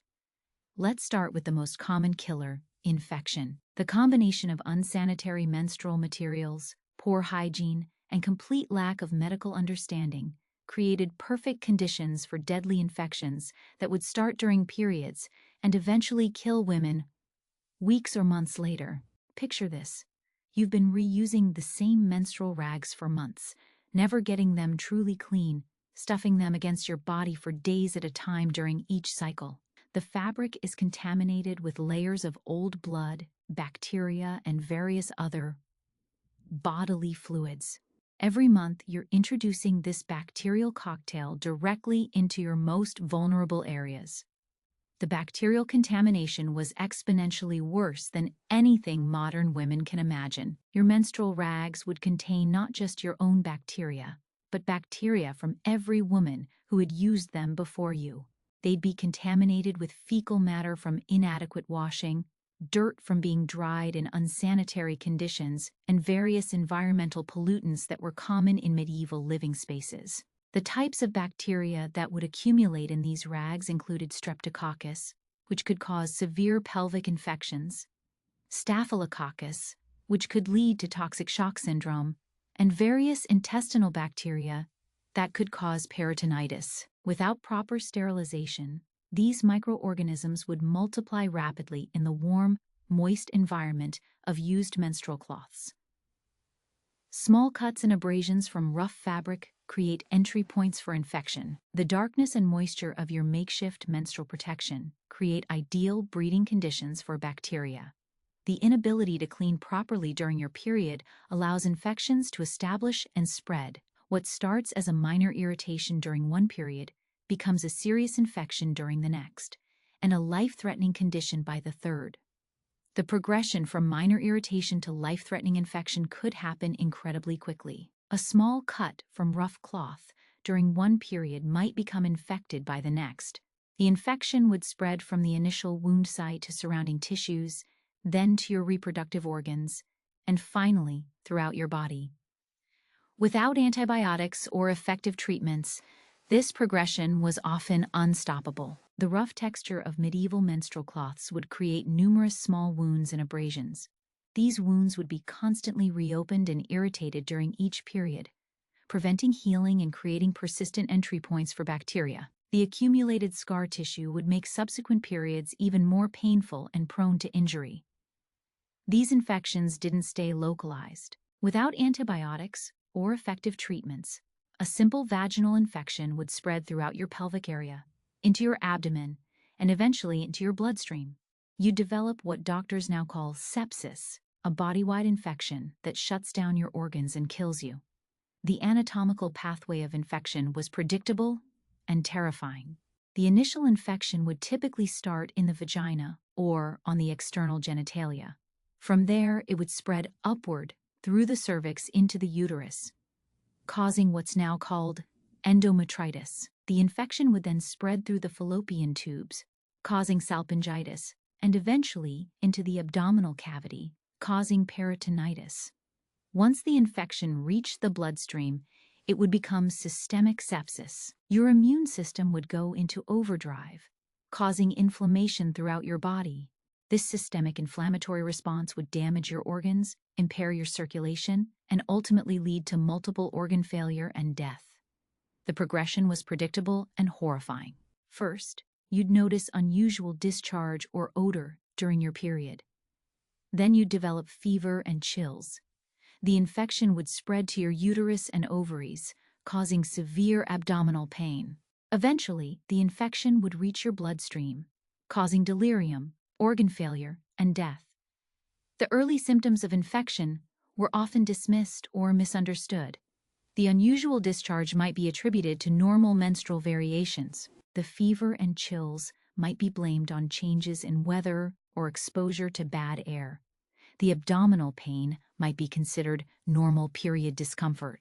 By the time the infection was recognized as serious, it was often too late for any medieval treatment to be effective.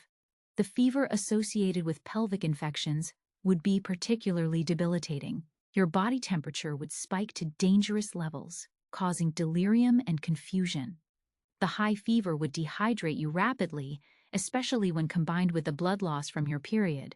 The combination of fever, dehydration, and infection would create a downward spiral that was nearly impossible to reverse. The abdominal pain from spreading infection would be excruciating. The inflammation would cause your abdomen to become swollen and tender. Any movement would cause severe pain. The pain would be constant and worsening, making it difficult to eat, sleep, or perform any normal activities. The intensity of the pain would be beyond anything modern women experience with normal period cramps. Medieval people had no understanding of what was happening. They might blame the infection on bad air, evil spirits, or God's punishment for sins. The treatments they attempted, more bloodletting, herbal poisons, or physical manipulation, usually made the infection worse rather than better. The concept of bacterial infection was completely unknown to medieval medicine. They had no understanding of microorganisms, antiseptics, or the importance of cleanliness in preventing disease. Their treatments were based on theories about balancing bodily humors, which had no relationship to the actual causes of infection. The bloodletting that was commonly prescribed for infections would weaken your immune system and make it harder for your body to fight the infection. The herbal treatments might include toxic plants that would damage your liver or kidneys, adding organ failure to your existing problems.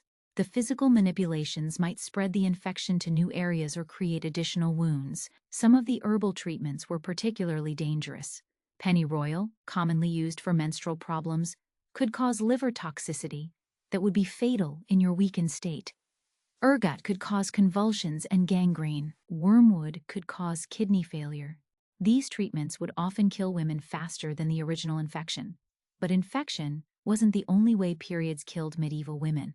Severe anemia from heavy menstrual bleeding was another common cause of death, especially when combined with the malnutrition that affected most medieval women. The iron deficiency that led to anemia was a complex problem involving diet, blood loss, and the body's ability to absorb nutrients. Medieval women typically consumed diets that were already low in iron. Meat was expensive and often unavailable. The iron in plant foods was less easily absorbed by the body. Many women were already on the edge of anemia before their periods made the situation worse. Your body was already struggling with insufficient iron in your diet. Meat was expensive and often unavailable, and iron-rich vegetables were seasonal luxuries. Then you'd lose significant amounts of blood every month through menstruation. Over time, your blood's ability to carry oxygen would decrease dramatically. The iron content in medieval diets was inadequate even for healthy men.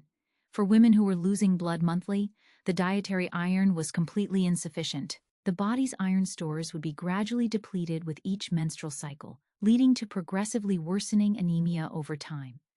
The absorption of iron from food was impaired by other factors common in medieval life. Infections and parasites, which were common, would interfere with nutrient absorption. The consumption of certain foods together, like grains and dairy, would inhibit iron absorption. The overall poor nutritional status would make it difficult for the body to efficiently use what little iron was available. Severe anemia didn't kill you quickly. It was a slow process of increasing weakness, fatigue, and organ stress. You'd find yourself unable to complete basic tasks. Your heart would work harder to pump your iron-deficient blood, eventually leading to heart problems. Your immune system would weaken, making you vulnerable to diseases that wouldn't have affected a healthy person. The progression of anemia was insidious and often overlooked until it became severe. You'd first notice increased fatigue and weakness, which might be attributed to normal work stress or seasonal challenges. Your skin would become pale, but this might not be noticed in the dim lighting of medieval homes. You'd become short of breath with minimal exertion, which might be blamed on general poor health. As the anemia worsened, you'd develop heart palpitations and chest pain as your heart struggled to pump oxygen-depleted blood. You'd become dizzy and faint easily, making it dangerous to perform routine tasks. Your ability to think clearly would be impaired, affecting your judgment and increasing your risk of accidents. The heart problems caused by severe anemia could be fatal.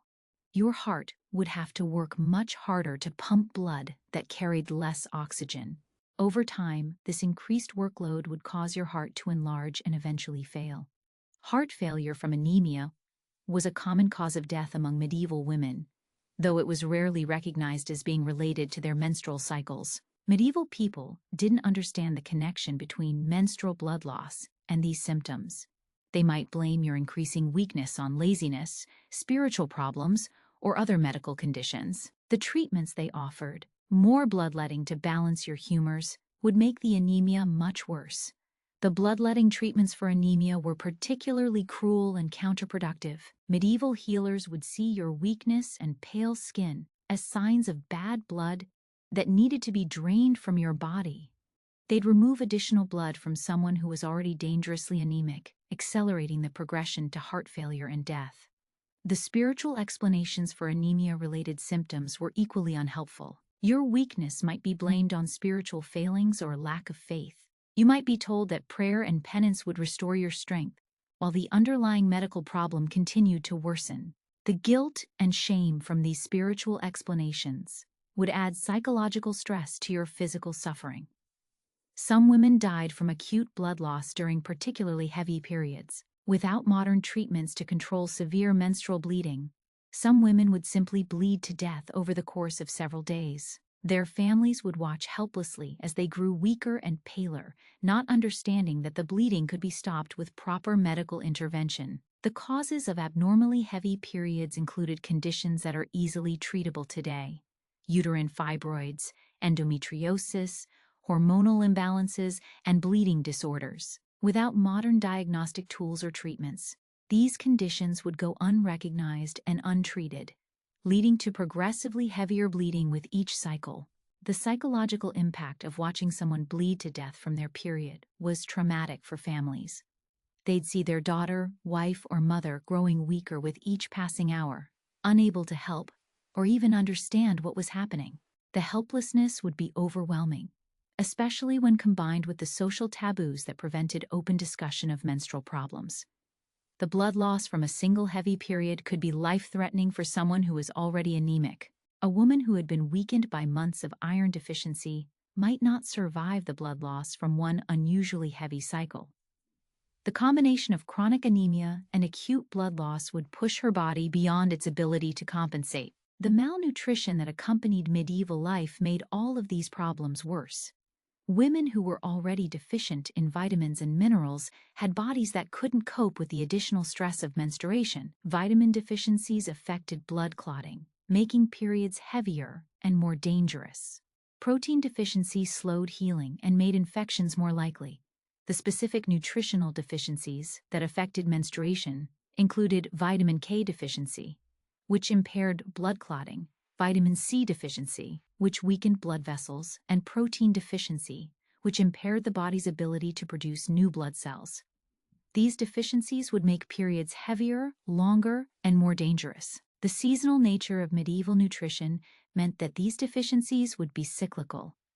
Winter months would bring the most severe nutritional deficiencies, making winter periods particularly dangerous. Spring would bring some nutritional improvement, but many women wouldn't survive the winter to benefit from it. Pregnancy complications related to poor menstrual health were another major killer. Women who had chronic infections, severe anemia, or other menstrual-related health problems often died during childbirth because their bodies couldn't handle the additional stress. The same period problems that made monthly cycles miserable also made pregnancy and delivery far more dangerous. The infections that started during periods would often persist between cycles, creating chronic pelvic inflammatory disease. This condition would scar the reproductive organs, making pregnancy more difficult and childbirth more dangerous. The scar tissue would increase the risk of difficult labor, prolonged bleeding, and postpartum infections. The anemia that resulted from heavy periods would make pregnancy extremely dangerous. A woman who was already severely anemic would not be able to tolerate the additional blood loss of childbirth. Many women died from hemorrhage during delivery because their bodies had no reserves to cope with normal childbirth bleeding. The poor nutrition that contributed to menstrual problems would also affect pregnancy outcomes. Women who were already malnourished would struggle to support fetal development and maintain their own health during pregnancy. The additional nutritional demands of pregnancy would push already deficient women into life-threatening malnutrition. Mental health problems related to periods also contributed to women's deaths, though these were rarely recognized or documented. The combination of chronic pain, social isolation, and constant anxiety around menstruation created what we'd now recognize as severe depression. Some women essentially gave up on life, refusing food or care until they died.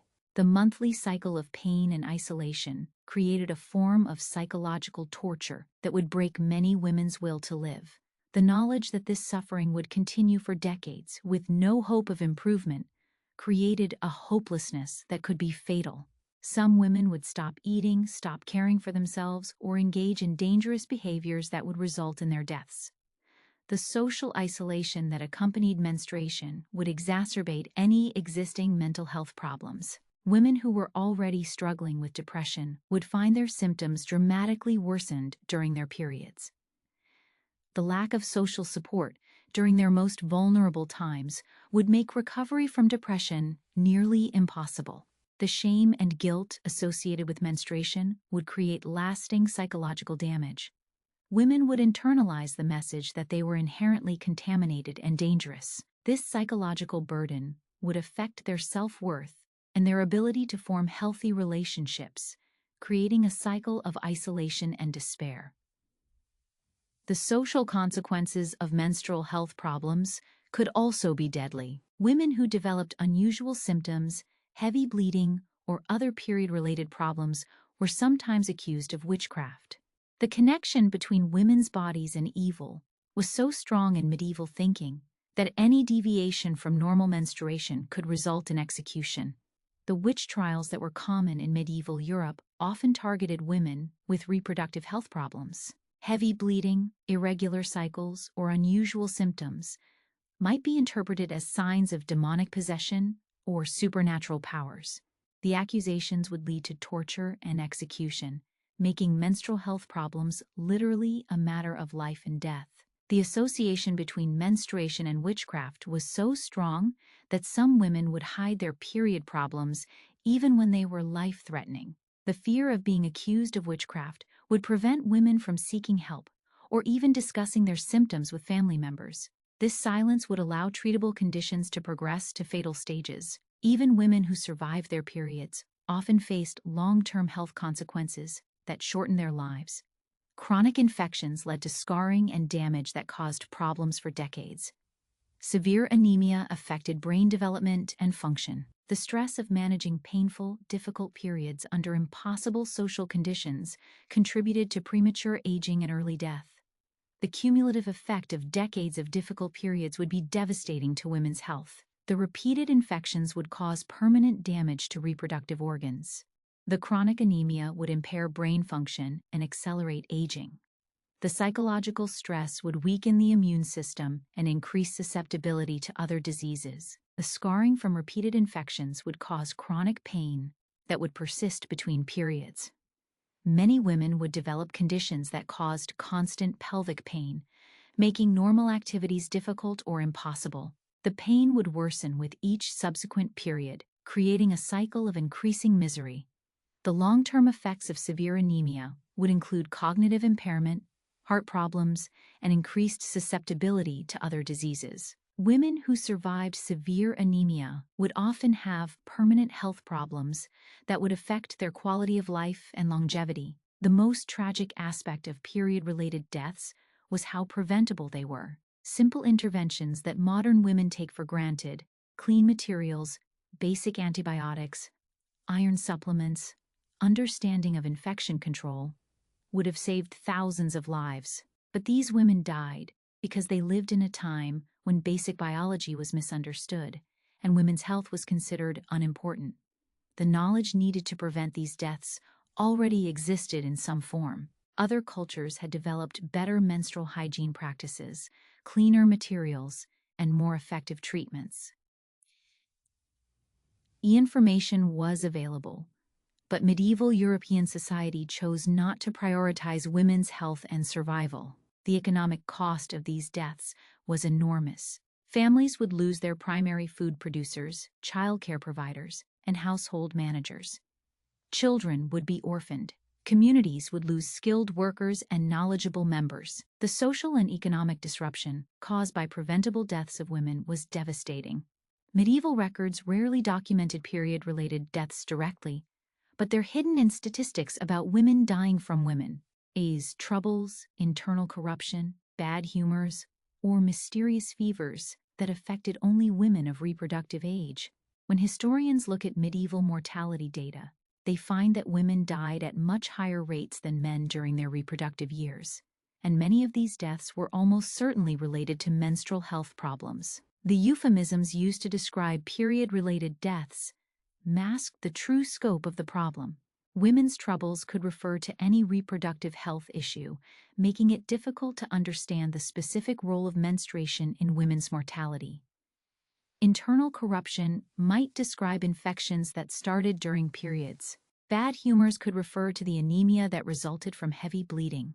The gender disparity in mortality rates during reproductive years was stark. Women in their teens, 20s, and 30s died at much higher rates than men of the same age. While some of these deaths were obviously related to childbirth, many others were likely related to menstrual complications that were never properly diagnosed or understood. The statistical evidence suggests that menstrual health problems were a major public health crisis in medieval Europe. The death rates, the documented symptoms, and the social conditions all point to a situation where thousands of women died annually from preventable complications of menstruation. The irony is that while medieval society placed enormous importance on women's reproductive function, they completely ignored the health problems that made reproduction dangerous. Women were expected to bear children constantly while managing periods that routinely made them sick and often killed them. The contradiction between valuing women's reproductive capacity while ignoring their reproductive health was fundamental to medieval society. Women were seen as valuable for their ability to produce children, but their health and survival were considered less important than their reproductive output. This contradiction created a system where women's deaths from menstrual complications were seen as acceptable losses in the pursuit of reproduction. The society that depended on women's reproductive function also created conditions that made that function deadly. The normalization of women's deaths from reproductive health problems prevented any serious effort to address the underlying causes. Because these deaths were seen as natural and inevitable, there was no motivation to develop better treatments or improve conditions for women. But perhaps the most heartbreaking aspect of medieval periods was the complete lack of hope for improvement. Medieval women didn't have the comfort of knowing that their period problems might improve with time, treatment, or changing circumstances. They knew with certainty that every month for the next 20 years would bring the same suffering, the same social rejection, the same physical misery. There was no concept of medical progress when it came to women's health. The same treatments that had failed their mothers and grandmothers would be tried on them, with the same predictable lack of success. The same social restrictions that had isolated women for centuries would continue to isolate them throughout their lives. Young girls getting their first periods knew exactly what awaited them: decades of monthly crisis, social shame, and physical suffering. There was no hope that someone might invent better menstrual protection, develop effective treatments for period pain, or challenge the social restrictions that made menstruation so isolating.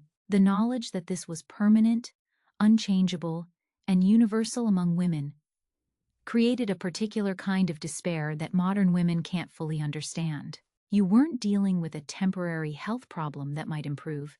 You were dealing with a fundamental condition of female existence that would define your life until menopause or death. This hopelessness affected how women approached their periods and their lives generally. Why invest in better menstrual care when you knew the options would never improve? Why challenge social restrictions when you knew they'd never change?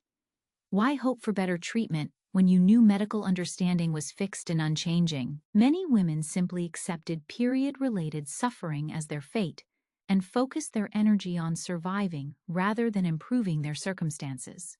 The idea that menstruation could be manageable, comfortable, or anything other than a monthly crisis was literally unthinkable. The psychological impact of this hopelessness extended beyond periods themselves. It reinforced the general belief that women's suffering was natural, necessary, and not worth addressing. It contributed to the acceptance of other forms of gender-based hardship and discrimination. Medieval women developed incredible resilience and pain tolerance because they had no other choice. They learned to work through debilitating cramps, manage without proper hygiene, and cope with social isolation because the alternative was giving up entirely. But this resilience came at enormous psychological and physical cost. The strength required to survive medieval periods was extraordinary, but it shouldn't have been necessary. These women weren't heroes for enduring conditions that were completely preventable. They were victims of a society that didn't value their health, comfort, or well-being. When we look back at medieval periods, we should feel not admiration for how tough women were, but horror at how unnecessarily they suffered. Every month, for centuries, millions of women endured conditions that we now know were completely avoidable with basic medical knowledge and social change. So when you're complaining about your period cramps, or annoyed by having to change a tampon, or frustrated by PMS symptoms, remember what you've just learned about medieval women. Your worst period day is better than their best period day ever was. Let me put this in perspective for you. When you wake up on the first day of your period, you might reach for a heating pad that provides instant, consistent warmth exactly where you need it. A medieval woman would stuff a dirty, freezing rag between her legs and hope it wouldn't fall out before she could find privacy to readjust it. You have access to pain medication that actually works. Ibuprofen, acetaminophen, naproxen, drugs that can reduce inflammation and block pain signals effectively. You can take them as needed, in precise doses, with predictable results. A medieval woman had access to willow bark tea if she was lucky, or more likely, nothing at all, except possibly dangerous herbal concoctions that might poison her. When you need to change your tampon or pad, you walk to a private bathroom, dispose of clean, sterile products, and replace them with fresh ones. The entire process takes less than a minute and requires no planning or preparation. A medieval woman would have to find a private moment to unwrap blood-soaked cloth from her body, attempt to clean it with cold water and no soap, and then rewrap it around herself while praying no one noticed what she was doing. You have sanitary products that are clean, comfortable, and effective. They're made from materials specifically designed for absorption and comfort. They're individually wrapped, sterile, and designed to be discarded after use. You don't have to share them with other people, reuse them for months, or worry about whether they'll give you a fatal infection. The absorbency of modern products is something medieval women couldn't even imagine. Your tampon or pad can hold exponentially more liquid than any cloth rag ever could. The materials are designed to wick moisture away from your skin, preventing the irritation and infections that plagued medieval women. The adhesive strips and applicators make insertion and positioning simple and reliable. You can take hot showers whenever you want, letting warm water soothe your cramps and wash away any discomfort. You can use heating pads, hot water bottles, or heated blankets to provide constant warmth to your abdomen. You can take warm baths with Epsom salts or essential oils to relax your muscles and ease tension. A medieval woman might get to rinse herself with cold water if she was lucky. More likely, she'd go through her entire period without any opportunity to properly clean herself. The buildup of sweat, blood, and bacteria would create conditions that modern women can't even imagine. You can eat foods that help with symptoms. You can have chocolate for comfort, iron-rich foods to replace what you're losing, warm drinks to soothe your stomach, and vitamin supplements to support your body's needs. You can avoid foods that make symptoms worse and choose foods that make you feel better. Medieval women ate whatever food was available, regardless of how it affected their periods. They might go hungry during their periods if their family couldn't afford food, or if they were too weak to prepare meals. The malnutrition that affected most medieval women made their periods heavier, more painful, and more dangerous. You have access to medical care that understands exactly what's happening to your body. Your doctor can explain your symptoms, adjust your treatment, and address any complications that arise.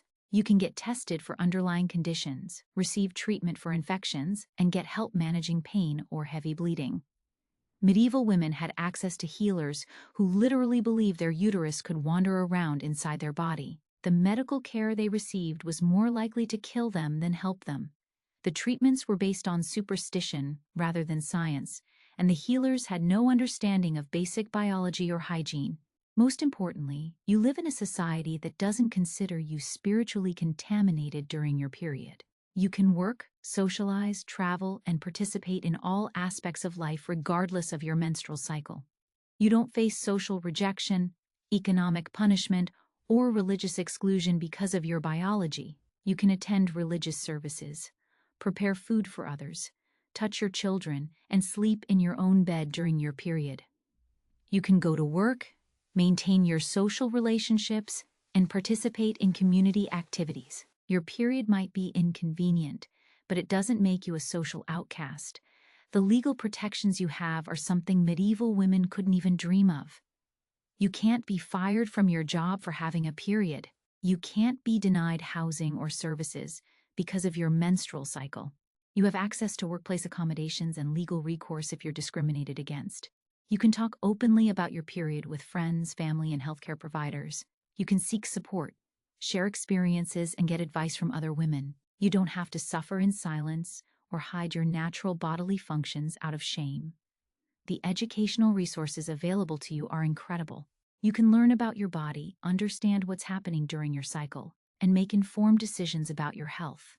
You have access to books, websites, apps, and other resources that help you track your cycle and manage your symptoms. Medieval women had no understanding of their own biology. They didn't know why they had periods, what caused them, or how long they would last. They had no way to predict when their periods would start or how severe they would be. They lived in constant uncertainty about their own bodies. You can plan your life around your period. You can track your cycle, anticipate symptoms, and prepare for difficult days. You can schedule important events for times when you'll feel better, and you can make arrangements for extra support when you need it. Medieval women lived in constant fear of their periods. They never knew when the next crisis would hit, how severe it would be, or whether they would survive it.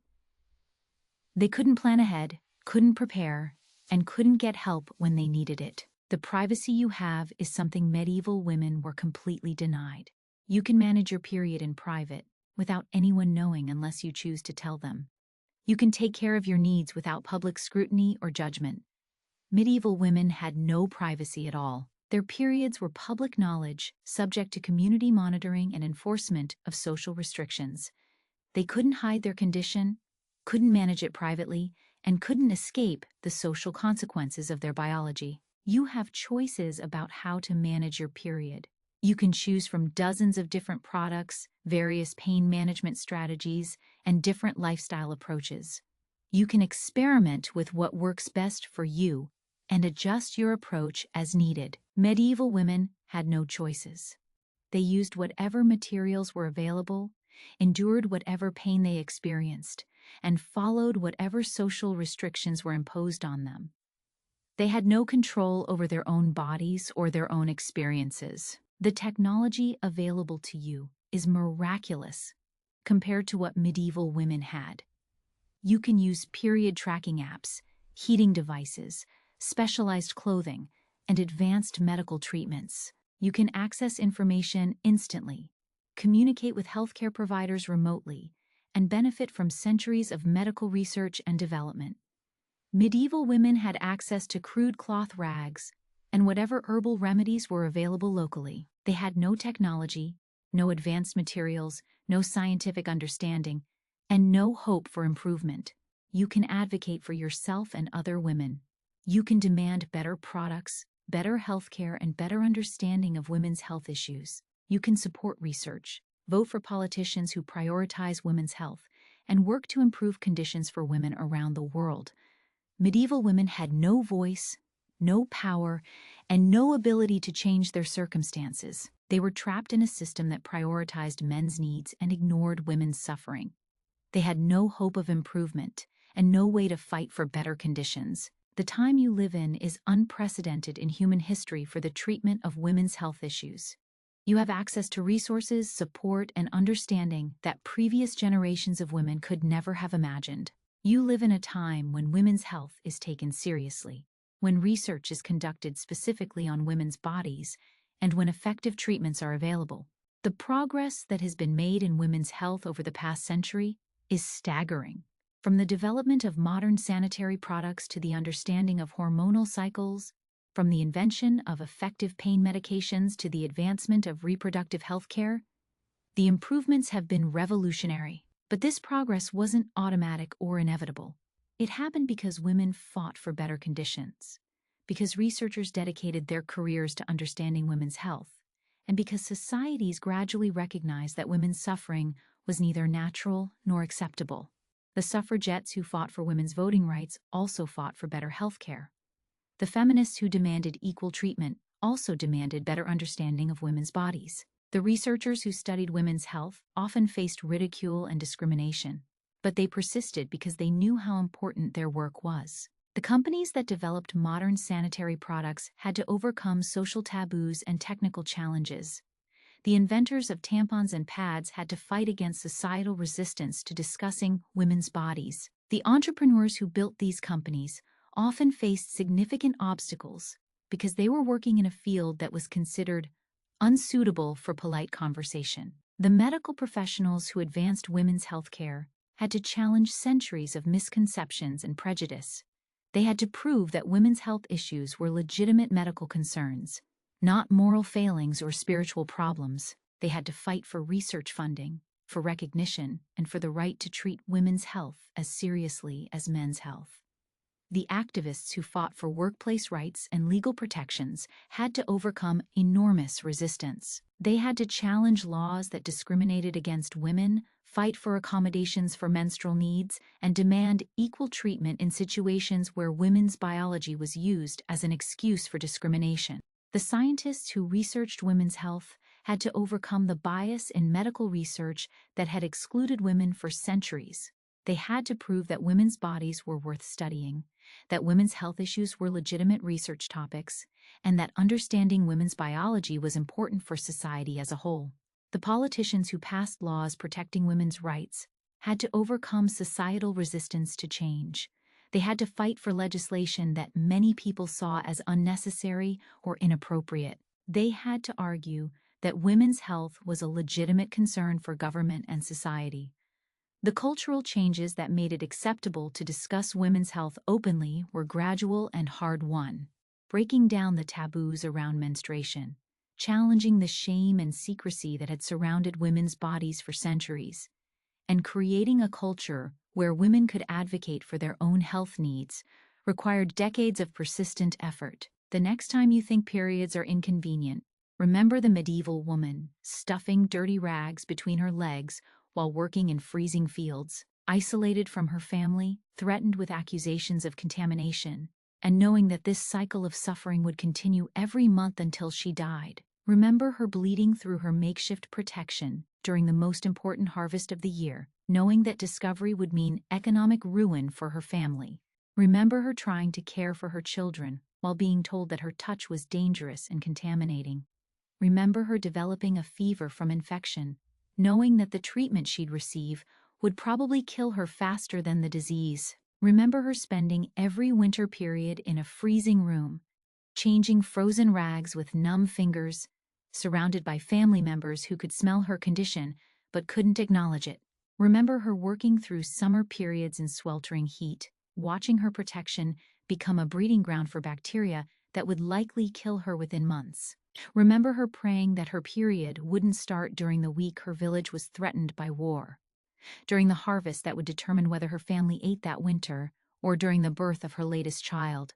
Remember her knowing that every period brought her closer to the pregnancy that would probably kill her, but also knowing that not getting pregnant would bring social consequences that might be equally deadly. Remember her dying slowly from an infection that started with a dirty rag, or bleeding to death from a heavy period, or succumbing to heart failure from severe anemia. Remember her family watching helplessly as she grew weaker and sicker, not understanding what was happening or how to help her. Remember her never having a single period that was comfortable, convenient, or manageable. Remember her living in constant fear of her own body, never knowing when the next crisis would hit or whether she would survive it. Remember her having no hope for improvement, no expectation of better treatment, no possibility of change. Your modern period problems are nothing compared to what women endured for centuries. You wouldn't last a day managing menstruation under medieval conditions, and honestly, you shouldn't have to. The fact that we've progressed from that nightmare to modern menstrual care is one of humanity's greatest achievements, and one that every woman should appreciate every single month.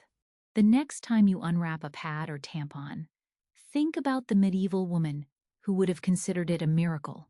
A clean, sterile, individually wrapped product designed specifically for her comfort and protection would have been beyond her wildest dreams.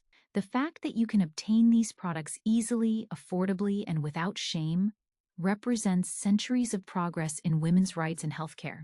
The next time you take ibuprofen for cramps, remember the woman who had no pain relief except alcohol, if she was lucky. The fact that you can take a pill and experience significant pain reduction within minutes represents advances in chemistry, pharmacology, and medical understanding that would have seemed magical to medieval women. The next time you complain about bloating or mood swings, imagine dealing with those symptoms while also managing social isolation, infection risk, and the constant threat of death. Your worst PMS symptoms are manageable inconveniences compared to the life-threatening crises that medieval women faced every month.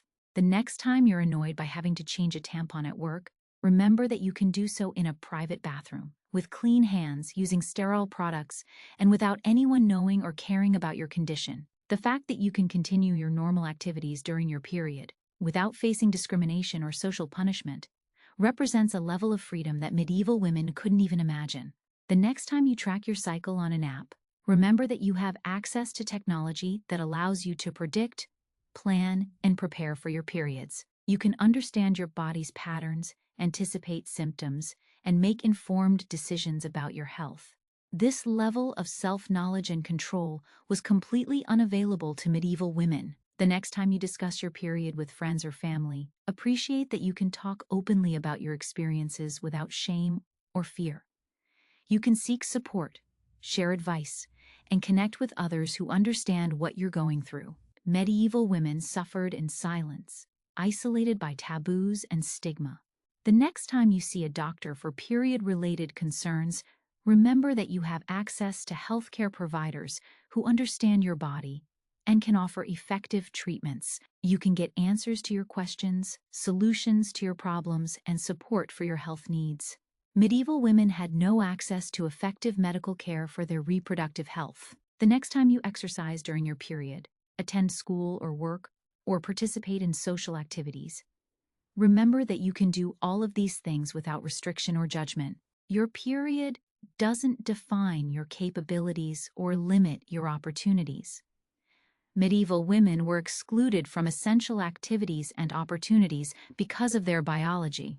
The next time you feel frustrated by period-related expenses, remember that you have access to products and treatments that can dramatically improve your quality of life. The cost of modern menstrual care is insignificant compared to the human cost of medieval period management. The next time you advocate for better period policies at work or school, remember that you have the power to create change and improve conditions for yourself and other women. You can demand better accommodation, fight for policy changes, and work to eliminate remaining stigma and discrimination. Medieval women were tough because they had to be. They endured unimaginable suffering month after month, year after year, with no hope of improvement or relief. They developed incredible resilience and pain tolerance because the alternative was giving up entirely. They survived conditions that would break most modern people.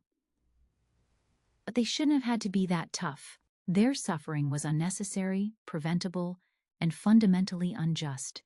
They deserved better than dirty rags, dangerous treatments, and social isolation. They deserved the comfort, safety, and dignity that modern women can take for granted. You get to be comfortable because centuries of women fought for better options, better understanding, and better treatment. You benefit from the work of researchers, activists, inventors, and advocates who dedicated their lives to improving women's health and rights. You have access to resources and support that previous generations of women died trying to obtain.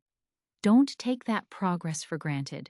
Remember the medieval women who suffered so you wouldn't have to. Honor their memory by appreciating what you have, continuing to fight for improvements, and working to ensure that all women around the world have access to safe, comfortable, and dignified menstrual care.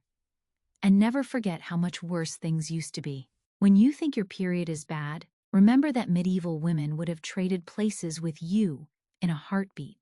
Your worst period day is better than their best period day ever was. Because trust me, you absolutely, definitely would not have survived having a period in medieval times. The fact that millions of women did survive it, month after month, year after year, for centuries, while also managing every other aspect of medieval life, makes them some of the toughest, most resilient humans who ever lived. But they shouldn't have had to be that tough. And thankfully, because of their sacrifice and the progress that followed, you don't have to be either. You get to live in a time when periods are manageable, treatable, and survivable. You get to live in a time when women's health matters, when women's comfort is valued, and when women's biology is understood and respected. That's not just progress. That's one of humanity's greatest achievements, and it's something every woman should remember and appreciate every single month.